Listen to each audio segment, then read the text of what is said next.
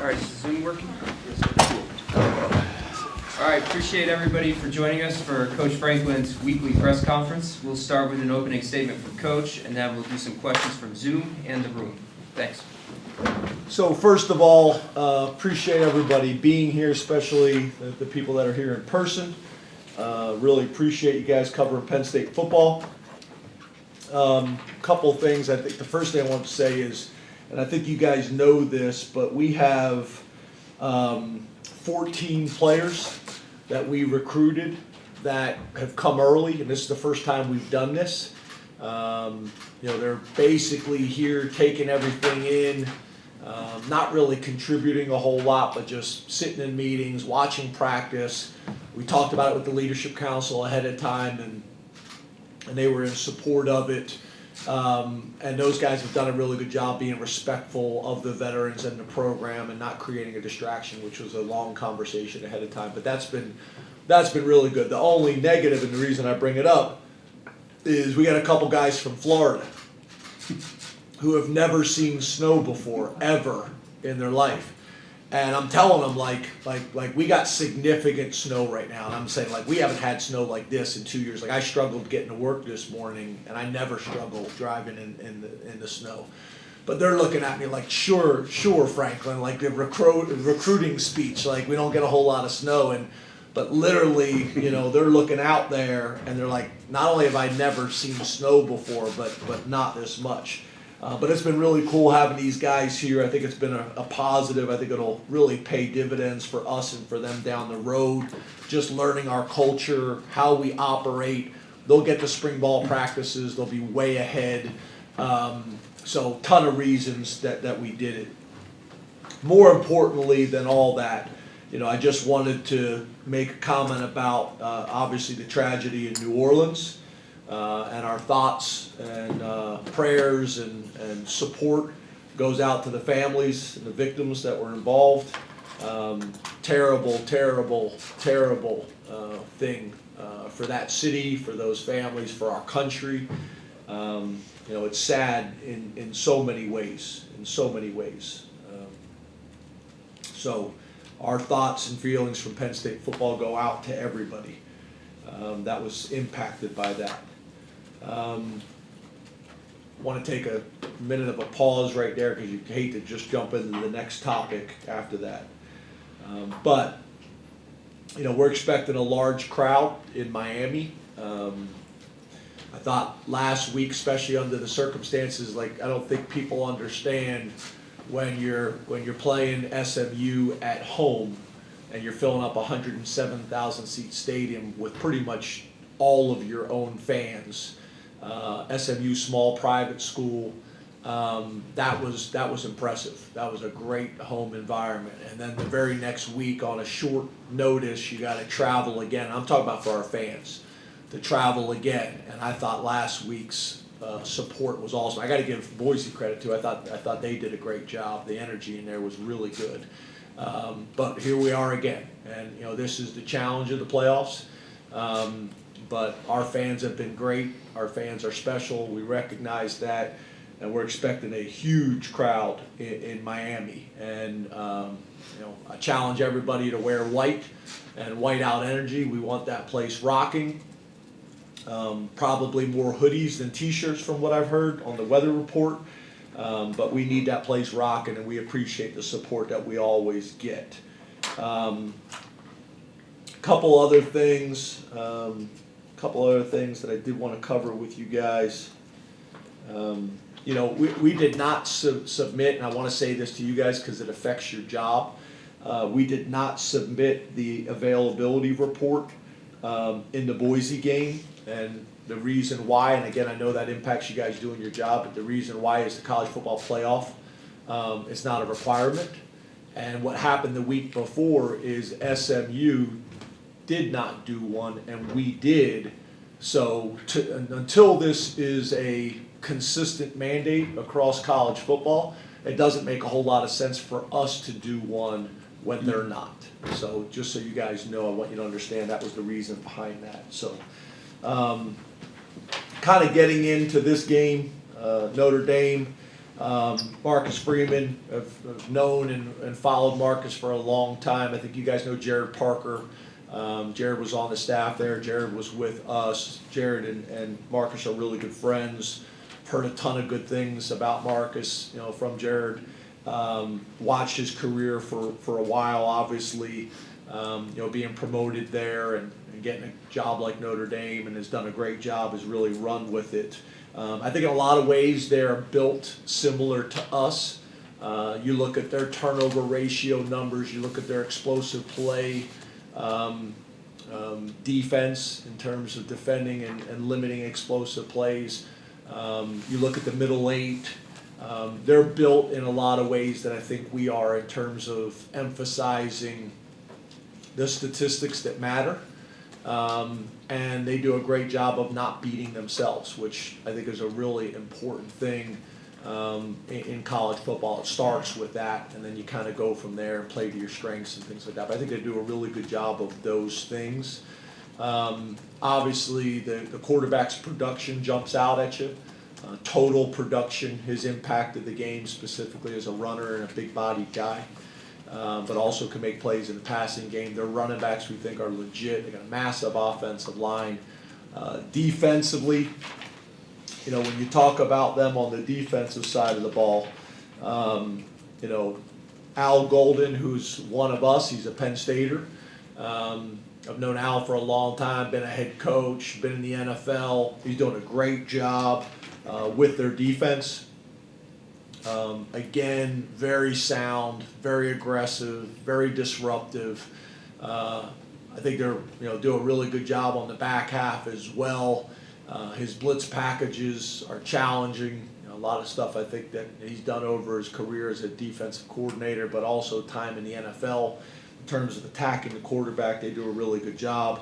And then obviously Coach Denbrock on the offensive side of the ball has also done a really good job of playing to their strengths, running the ball, quarterback run game, and then keeping you honest with the passing game. And then I know last week, I think it's Biaggi, I hope I'm pronouncing that correct, especially the coordinator. I know he got a lot of love during the game and on social media, but you really look at it, they've done it all year long on special teams, one of the better special teams units in the country. So this is a well-rounded team. Obviously, you don't get to this point of the season without being good in all three phases.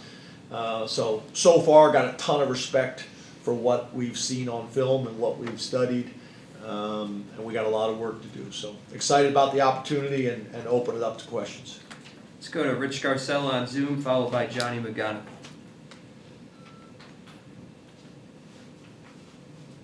Hey, Rich. We don't have no volume on Rich. See his handsome face, but can't hear you, Rich. Can you hear me now? Yes, can hear you now. There you are. Okay. Good afternoon. How are you? Good. You? Good. Fine. Great. Hey, what kind of inspiration and impact do you think you and Marcus Freeman can have on younger black coaches by representing them in this game? It's interesting that you asked that question. I remember, and I wanted to kind of go back and jot down some notes, but to me, it just kind of makes me think of when Tony Dungy and Lovie Smith played in Super Bowl 41 in 2007. And that was the first Super Bowl featuring a black head coach at all, let alone two.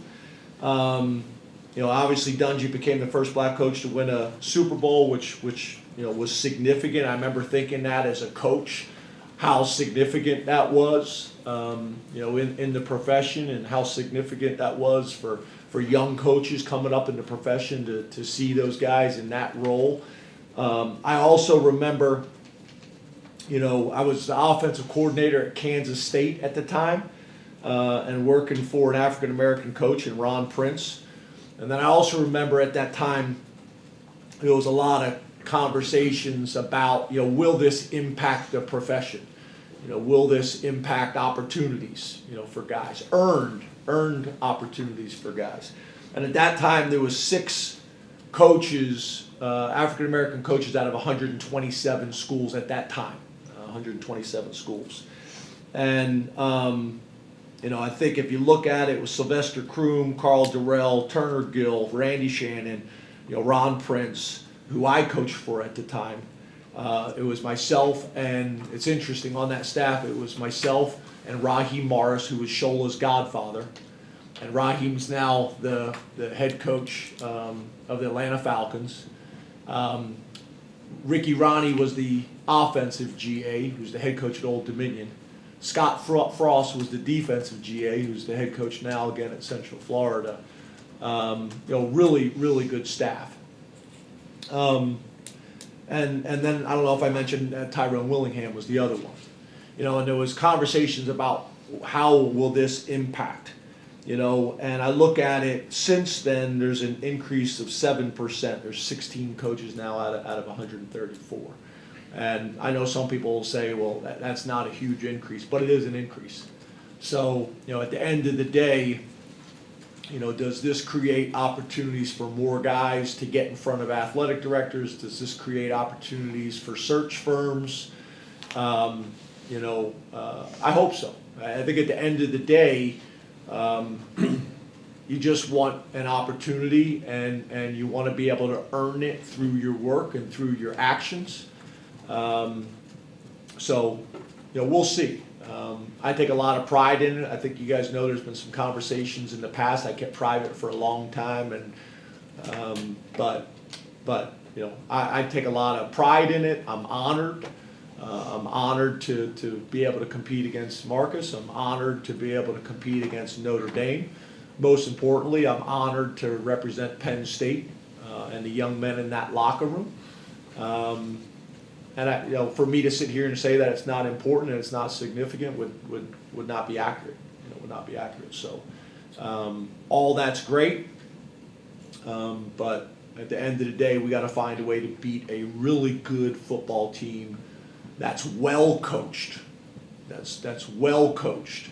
And again, I think, like I've already stated, at this point of the season, you really have to be doing all things well to get to this point. You got to recruit well, you got to develop well, you got to hire well, you got to have the support from the administration, which I think you guys have heard me say that we do now at a significant level with Pat Kraft and Neely Bendapudi and Kleppinger.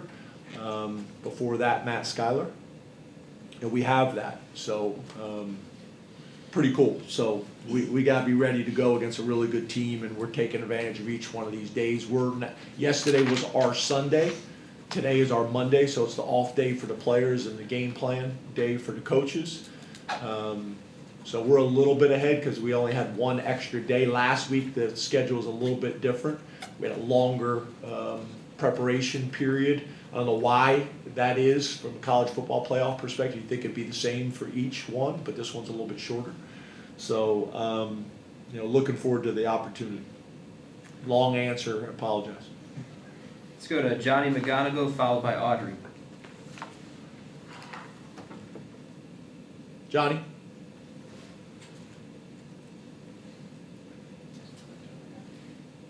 I just got muted there. All right, I think I'm good now. Hey, Johnny. Looking back a bit, what stands out, or what do you remember most about the recruitment of Nicholas Singleton, and how have you seen him grow as a person and player over the last 3 years? Yeah, so I think you guys know. I think at the time we had a guy on our team that we have a ton of respect for from Governor Mifflin High School, and Jan Johnson, who's now coaching with Coach Pry at Virginia Tech. And Jan just had a phenomenal career, in some ways very similar to Dom DeLuca's path, right, in a lot of ways. So we had a good relationship with that school. We had a good relationship with those coaches. I think both of them kind of had the same trainer as well, Garage Strength. They do a phenomenal job, so there was some connections there as well. And he just was like a really good athlete. And very early on, we weren't even necessarily sure what he was going to be, but we wanted him on our roster. We just knew he was too big, strong, fast. We were going to want him somewhere. you got to remember when Coach Pry was here, every good player that we were recruiting he thought was a linebacker. Every single one of them. So I think early on we were, I thought, in a really good place, and then he went on some visits and almost lost him.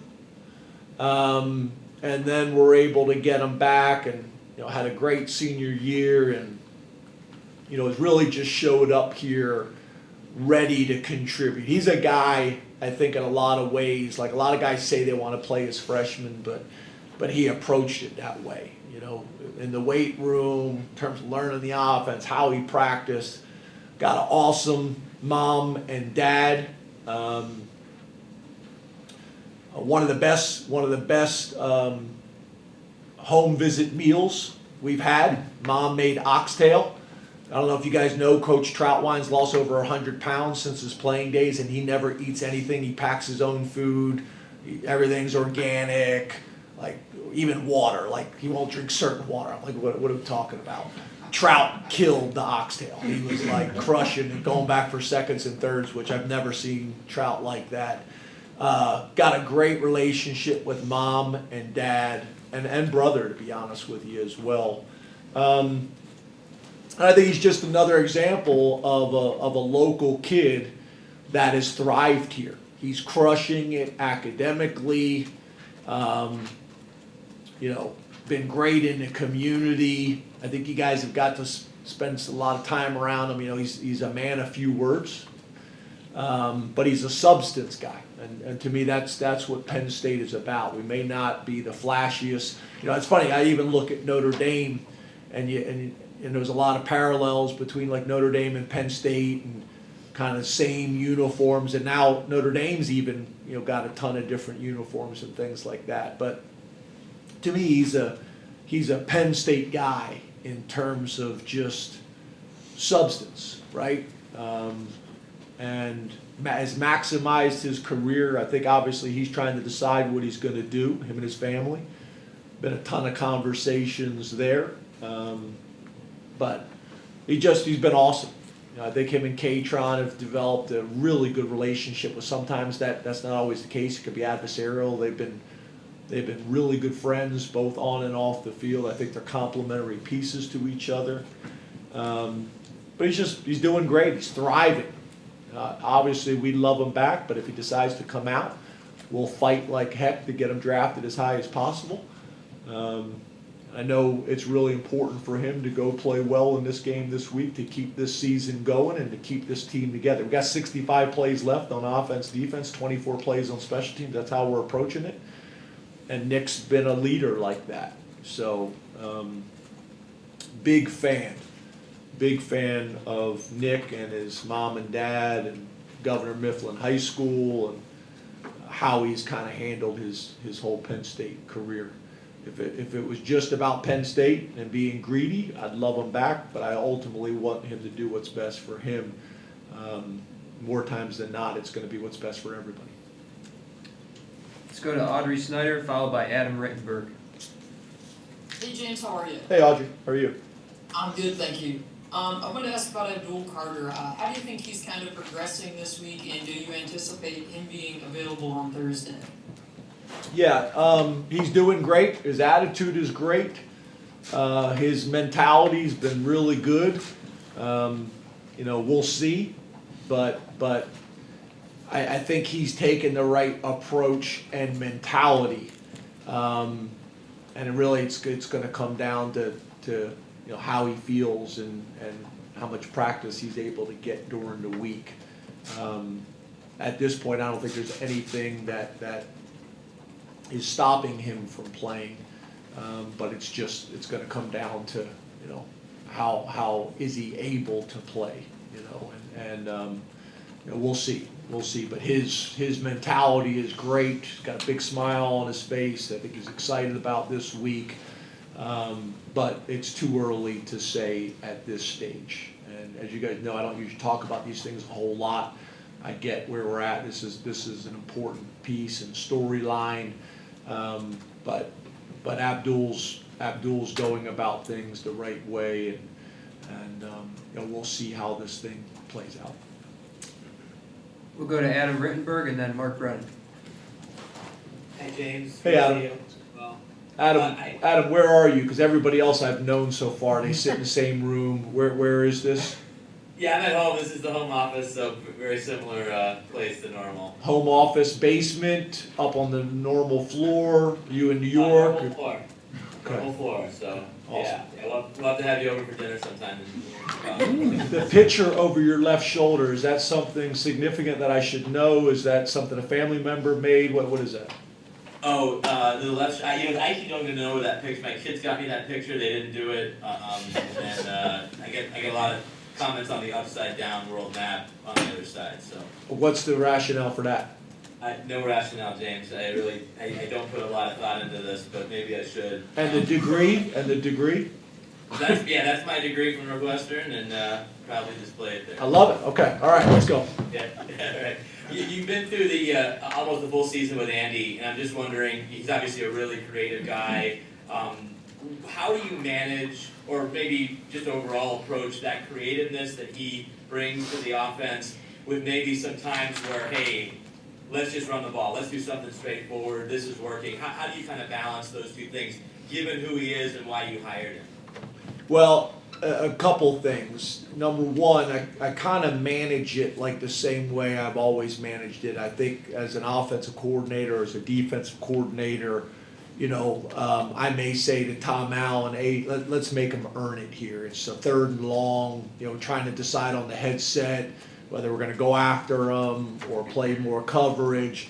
That's the stuff I'll probably say. If they're discussing it, him and Anthony Poindexter on the headset, hey, what do we want to do here?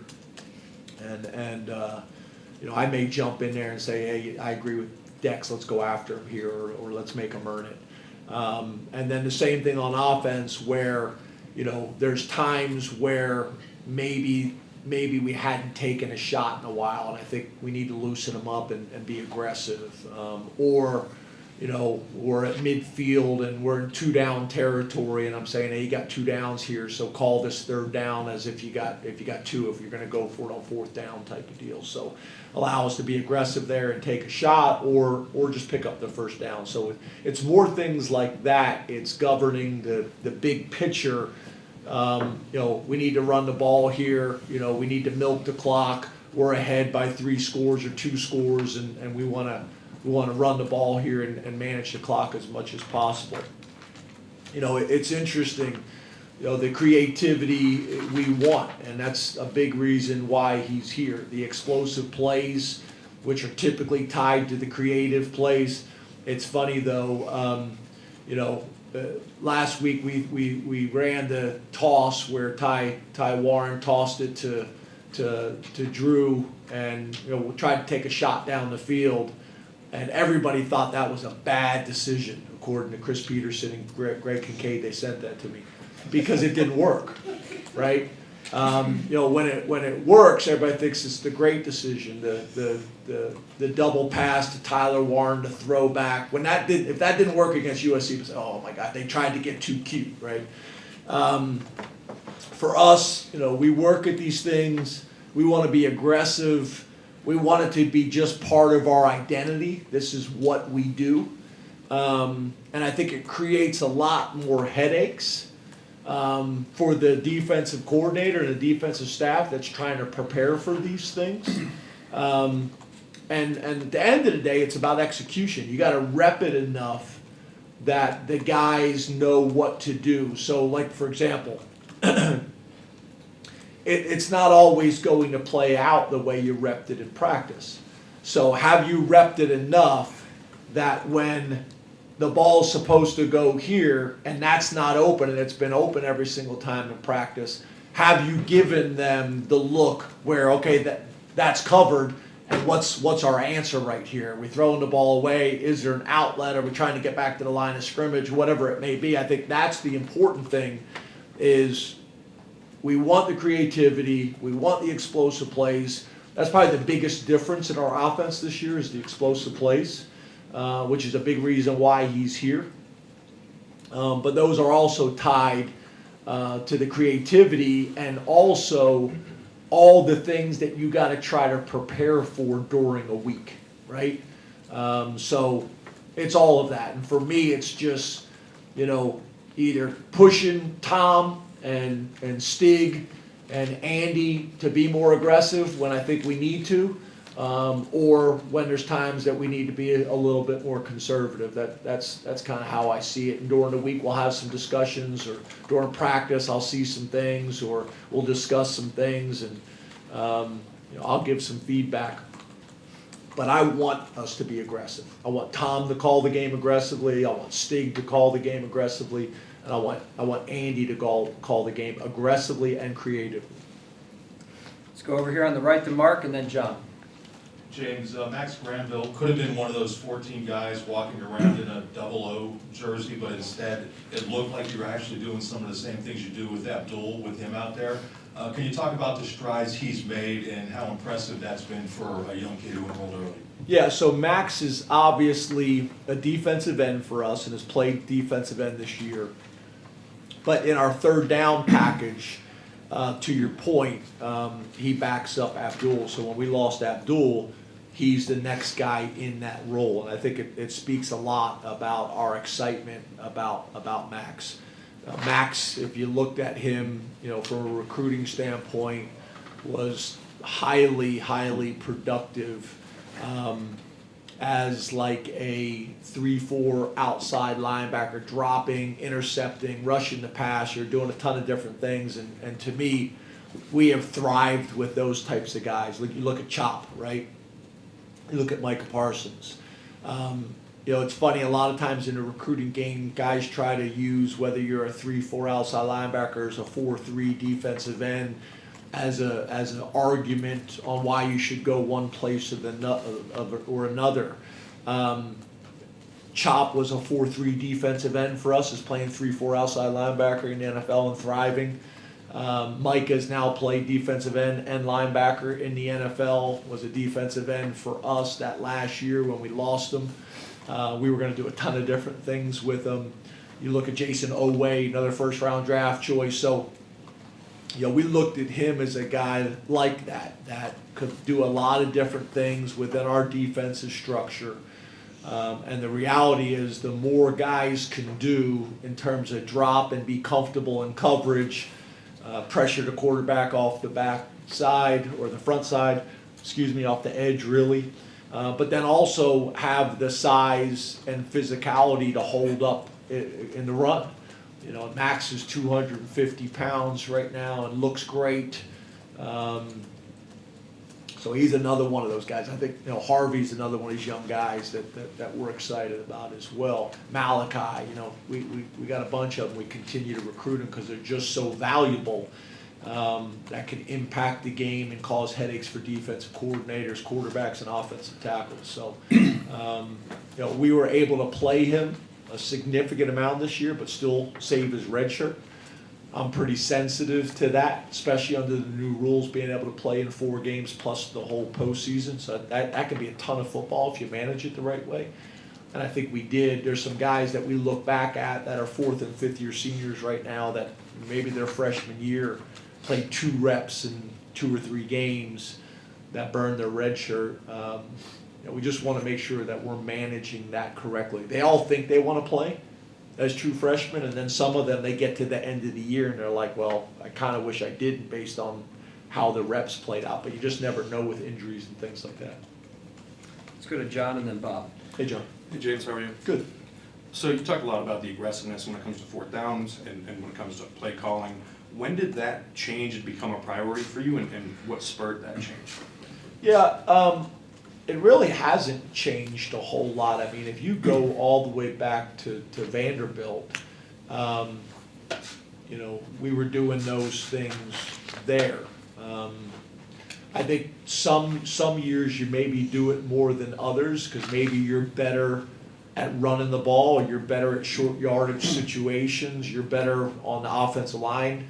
And when we got here, I think you guys know this, I think we had like 3 or 5 offensive linemen in the whole program. So I wouldn't say our strength was the offensive line. And I say that and people are shocked by it, but you got to play to your strengths. And sometimes your strength is to punt and play good defense. And early on, that was our strength when we got here. Bob Shoup had done a really good job for us. You know, we had a little bit more depth and talent on that side of the ball. So, you know, if you go all the way back to Vanderbilt, that's what we did. Now, it's probably hard to find that because no one covered us or followed it. But that's the reality of it. So, you know, for a lot of different reasons, you got to do what you got to do to win games and give your team the best advantage. And sometimes it's going to be being aggressive and going for it on fourth down. And some years it's going to be punting based on how your team is built, how your team is constructed, what your strengths are, what your weaknesses are. But in terms of, you know, our DNA and my DNA, we'd like to be aggressive. And historically, I think, again, if you just look at the numbers, it may or may not say that. But again, that may be because it was a couple years where I didn't feel like that was in our best interest based on what our strength was, who our strength was. Let's go to Bob and then Tyler. Hey, James. Hey, Bob. How are you? Good, how are you? I'm good. I was at the explosion earlier today. That was pretty cool to see. I don't know if you caught that, but it was pretty nice. The explosion, is that Yeah. how it's Well, described? detonation, Yeah. the felling. I did not, I was not there, obviously. But I did see the videos, and then I did see what it looks like afterwards. I also saw, Greg showed me, Tom Dienhart said, well, thank God, because it was the worst press box in the Big Ten. Whether you agree with that or not, I'm not sure, but we were fighting to be in the argument, right? So I think it's a great thing. Obviously, Pat's done a really good job, you know, when it comes to facilities and moving the needle, not just for football. I was over at the East Area locker room for the other sports. That came out phenomenal. I don't know if you guys have seen that. It came out great. Obviously, the indoor that's being built over by the soccer stadium is going to be great. You know, soccer, you know, getting some facilities that they've needed for a long time. So Pat's done a really good job, him and Vinny, of moving the needle for all 31 sports, which is hard to do. I think I've said this to you guys before. When you don't do facility projects every couple of years like you need to, you can fall behind and it becomes a massive project. So this stadium, I know there was a lot of maybe some anxiety about it, but I think it's going to create some challenges in the short term, but I think long term it'll be in everybody's best interest and will be a stadium that everybody's really proud of. Will create a lot of the amenities that we need, because you're not just competing with other programs and other sporting events, you're competing with the TV now. So I know this isn't your question, I know you got a question, but I do think, you know, this is well needed, but I also know in a place that doesn't love change, it's also scary. But I think in the long term, it's going to be a win for everybody. I wanted to ask you about KRON Allen. Had just a fantastic game against Boise State, but I wanted to ask you actually about a play you might not be too thrilled about. It's the run that got called back because of the hold, but it was such a special run, and I was going to ask you the positives you took away from that. Not just the way that he ran and he finished that run. That was nasty. But the way it was blocked, it looked like everyone had a piece of that run, and I think it says a lot about where your running game is. Yeah, he is playing his tail off right now, and you know, you guys recognize that. I think everybody recognizes it. I know there was a ton of conversations about Mr. Ginty, and deservedly so, from Boise. He'd earned that type of conversation, but I'd make the argument we got the best duo in all of college football. I think obviously we're about to play a team that's got some good backs too, but again, we're a part of that conversation. KRON is just so physical. He's just so physical, and he wears people down. He's able to run you over, keep his feet, extend runs. It's funny you bring that run up. So typically on Sundays, I show the team all the big plays in the game and try to identify not just obvious, like the common football fan or even some of the young guys on our team, they just watch KRON, so but you kind of try to point out the reasons for it being successful, the receivers down the field at the point of the attack, and then I highlight the guys that I want to make a big deal out of, and then also sometimes you don't highlight somebody, and that's telling too, because everybody's highlighted by one person, right?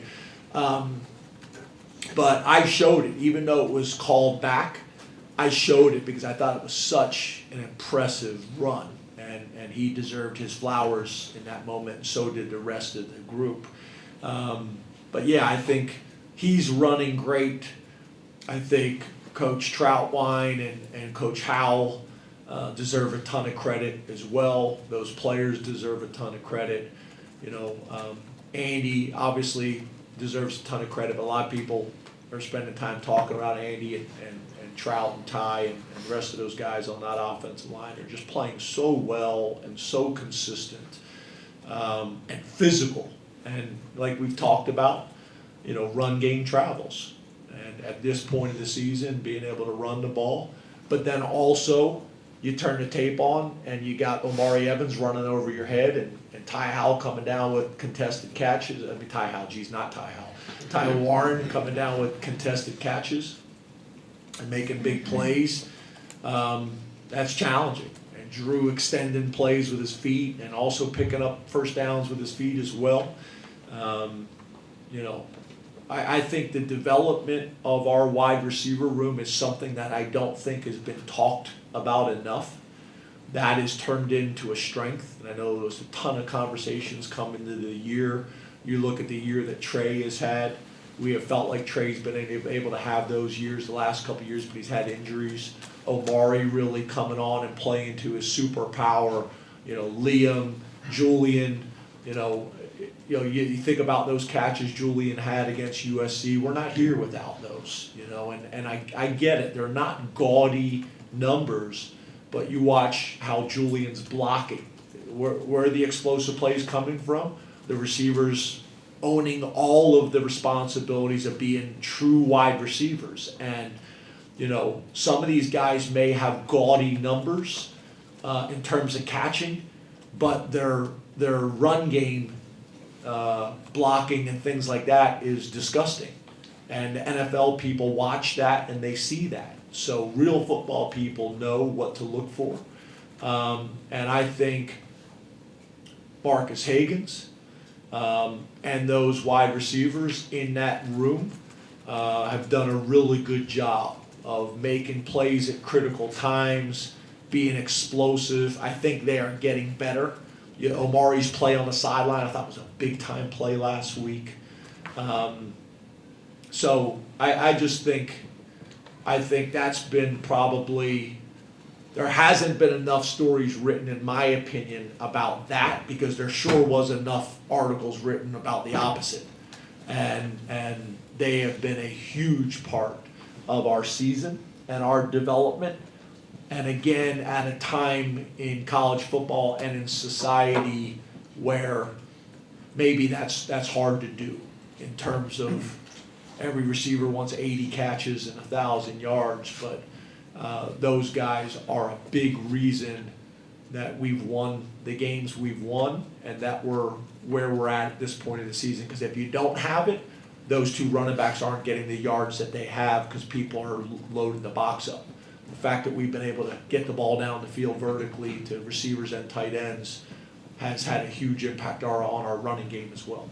Two more, Tyler and then Pickle. James, hello. Hey, sorry. I'll do my part here, ask about a receiver. Yeah. Back in August, you told us that you felt like Omari Evans had a real chance by the end of the season to change the way people are talking about him, viewing him. How important has his vertical presence been for this team, especially of late? And what's next for him in his development? Because it still feels like there's room to fill out there at a position that remains relatively new for him.